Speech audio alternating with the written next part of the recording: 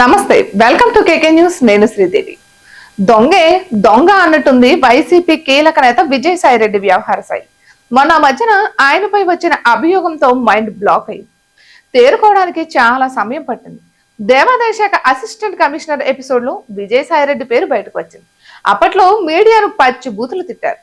రామోజీరావు లాంటి వ్యక్తిని చీల్చి చెండాడానని, మీరు అసలు మాకు లెక్క అన్నట్టు మాట్లాడారు. ఇక త్వరలో మీడియా ఛానల్ ప్రారంభిస్తానని, అందరి లెక్కలు తేల్చుతానని హెచ్చరించారు. కొద్ది రోజుల పాటు సైలెంట్ అయ్యారు. ఇప్పుడు తెరపైకి వచ్చి సోషల్ మీడియాలో తప్పుడు ప్రచారం చేస్తున్నారని కుల ప్రస్తావన తీసుకొచ్చారు.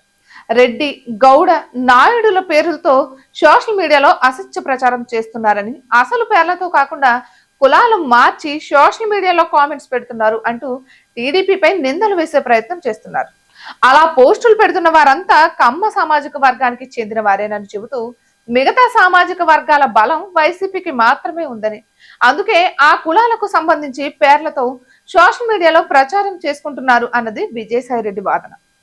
ఇక వైసీపీ సోషల్ మీడియా అసలు ఫేక్ అనేది ఉండదని పరోక్షంగా చెప్పుకొస్తున్నారు. ఇంతకు ముందు వైసీపీ సోషల్ మీడియా హ్యాండిల్ చేసే సజ్జల భార్గవరెడ్డి సైతం ఇదే మాదిరిగా చెప్పుకొచ్చారు. మహిళల పట్ల అశ్లీలత, దుష్ప్రచారం వంటివి వైసీపీ సోషల్ మీడియా చేయదని భార్గవరెడ్డి మీడియాలో ప్రకటించారు.